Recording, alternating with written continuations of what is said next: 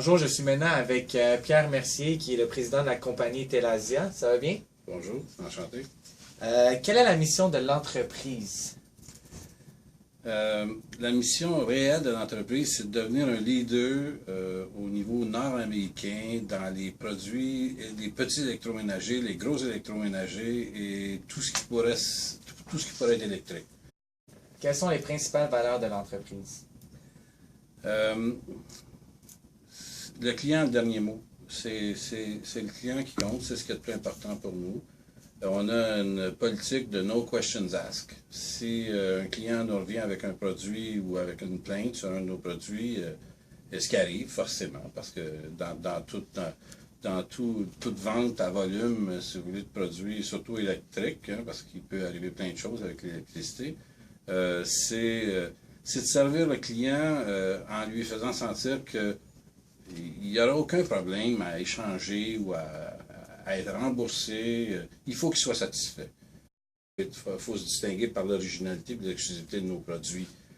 Mais après ça, c'est là que la philosophie, si vous voulez, de l'entreprise est absolument perméable, si vous voulez, au client. On ne posera jamais de questions au client qui n'est pas satisfait d'un de nos produits. À travers la mission et les valeurs de l'entreprise, on remarque une importance particulière face aux clients et à leur bien-être. Quelle importance donnez-vous à la transparence face aux tiers parties? Ben, ça dépend toujours qui est le tiers parti. Okay? C'est important de savoir à qui on parle. Hein? Mais si c'est une tierce partie qui est intéressée par les affaires qu'on fait ou au sujet vérification ou audit ou quoi que ce soit, définitivement qu'on est transparent à 150%. On est prêt à recevoir des audits, on est prêt à recevoir des vérificateurs et il y a vraiment, on n'a aucun problème. On n'a pas grand-chose à cacher, on est une entreprise privée. Et pas pour dire qu'une entreprise publique cache les choses, mais on n'a rien à cacher dans le fond. Ce qu'il faut protéger, nous, c'est nos valeurs, nos actifs au niveau des brevets et des choses comme ça. On va être peut-être un peu moins transparent là-dessus. Mais au niveau financier, c'est carrément ouvert à tous nos partenaires de vérification. Puis ça inclut les gouvernements, hein, forcément. Pour une PME n'ayant pas d'obligation de divulgation d'informations au public, il est important pour l'entreprise de tout de même prôner la transparence et de respecter les normes, par exemple les normes comptables, dans le but d'être prêt face à un audit potentiel. Comment décrivez-vous la relation que vous entretenez avec vos employés? Euh, Premièrement, j'aimerais mieux une autre version de votre question. J'aimerais mieux que vous appeliez ça des collègues de travail plutôt que des employés, parce en étant une petite entreprise, on est tous des collègues ici. Je suis pas le patron, puis j'ai pas un désir particulier de me faire traiter comme un patron. C'est mes amis. Ils travaillent avec moi, puis je pense qu'ils aiment ça. Puis j'aime beaucoup travailler avec eux. Et on partage le travail. Et c'est sûr que chacun a ses responsabilités, mais c'est plus des partenaires, c'est des collègues, forcément, mais c'est plus des partenaires de travail. Ils essaient de bâtir quelque chose avec moi. Et ça, tous et chacun. Il n'y a pas d'exception ici. Et si arrivait qu'un collègue ne puisse pas travailler de façon harmonieuse avec le restant des collègues, moi, c'est la règle des pairs qui prime. C'est simple. C'est pas moi nécessairement qui va décider que cette personne-là va partir. C'est probablement moi qui va avoir à trancher éventuellement en dernier recours, excepté que c'est les pairs qui vont décider que ça marche ou que ça ne marche pas. Alors, c'est la majorité, et si la majorité est moindrement objective, une personne peut se sortir elle-même d'une mauvaise relation, dans le sens que ça va être naturel. Alors, on ne cherche pas à couper, on ne cherche pas à faire quoi que ce soit. On travaille tous ensemble, très petite équipe, et c'est important que ce soit sur une base amicale et non une base hiérarchique. À travers ces réponses, on ressort deux concepts, la sollicitude et la philanthropie. Les employés sont considérés comme des partenaires visant un but commun et non pas seulement comme des moyens pour atteindre celui-ci. une attitude de démocratie et de partage du travail prône. Sachant que la majorité de vos produits sont fabriqués en Chine, comment choisissez-vous les fournisseurs avec lesquels vous faites affaire avec? Si on fait bien notre travail en Chine, si on fait une bonne vérification de l'usine avant le fait, avant de commencer à travailler avec eux autres, si l'usine est ISO, premièrement, ça c'est un critère qui va de soi parce que les usines décentes en Chine maintenant sont tous ISO. Bâtir une relation avec une usine quelconque, c'est long. Quand on considère qu'une année, c'est long. Mais si on investit ce temps-là à bâtir la relation avec l'usine, ça devrait bien aller. Merci beaucoup pour vos réponses aujourd'hui, Pierre. Ça a fait vraiment plaisir de vous entendre. Ouais, bien vu. L'entreprise se doit d'être réceptive face aux enjeux sociaux pouvant faire face principalement en Chine. C'est pourquoi ils s'y rendent fréquemment pour rester alerte aux changements et se fient à la norme ISO 9000 pour faire des choix responsables. Bonjour Marco Desjardins, ça va bien? Ça va bien, toi-même? Bon, on a quelques questions pour vous aujourd'hui à propos de votre domaine. En tant que directeur des opérations, quelle relation tentez-vous d'entretenir avec vos parties prenantes, que ce soit des clients ou des fournisseurs? Alors nous, nos fournisseurs, on est une compagnie canadienne, nos fournisseurs sont en Chine surtout. Notre relation avec eux, ça se passe tous par email, évidemment.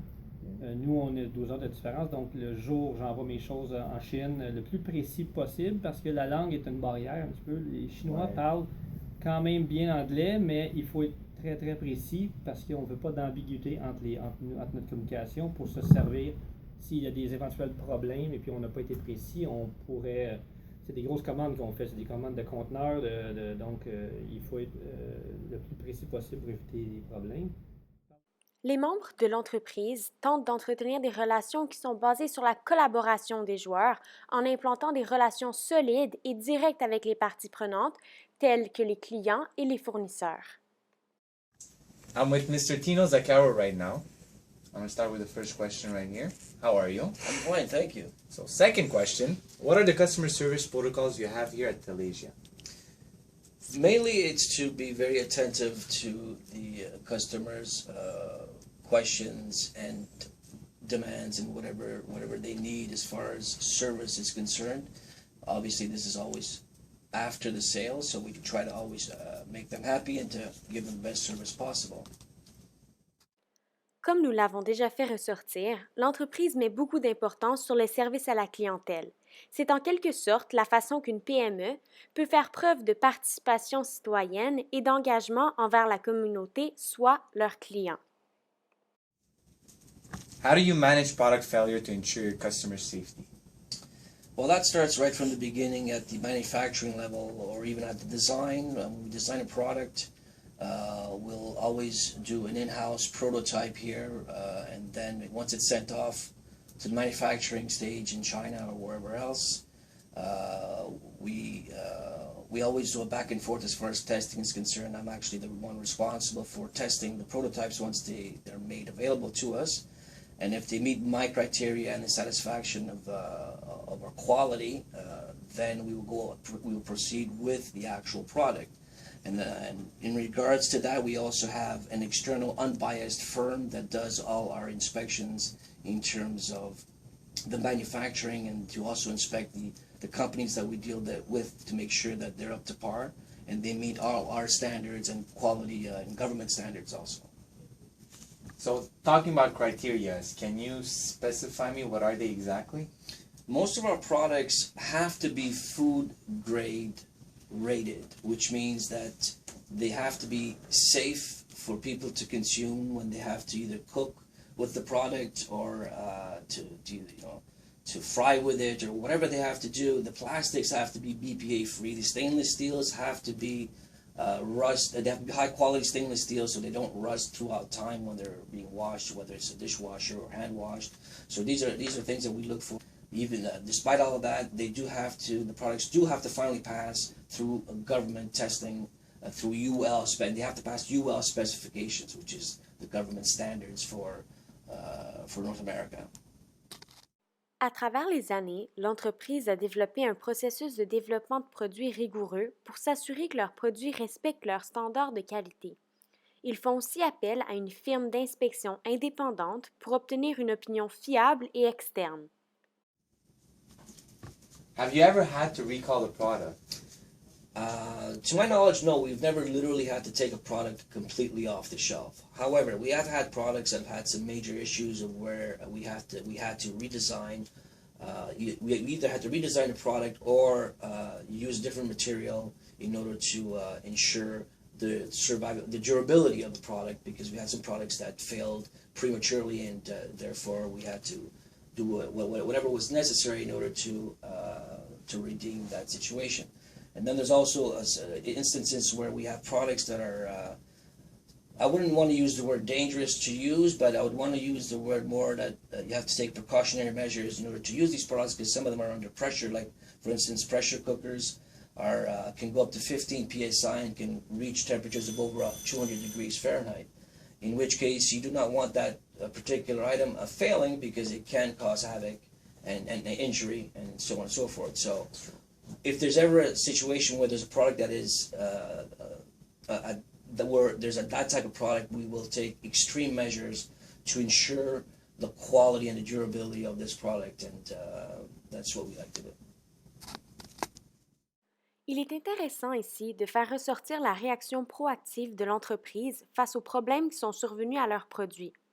Face à la possibilité qu'un de leurs produits devienne un danger pour leur clientèle, ils sont prêts à prendre les mesures nécessaires pour éviter cela.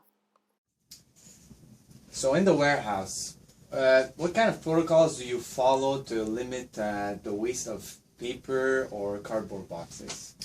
Well, Telesia is a paper-friendly company, as in one thing that we do here is that, for instance, if we have a very big box, what we'll do is we'll keep that box, and then when we need to reuse it, if we need to sort of put something that's smaller into the big box, we'll just literally reformat it and cut it up and keep using the box regardless of the size. And we'll try to just use as many boxes as possible to eliminate also the fact that we have to purchase them, which also increases the landfills in the long run. So that's what we do here at Telesia. La limitation des nuisances est un aspect primordial à étudier.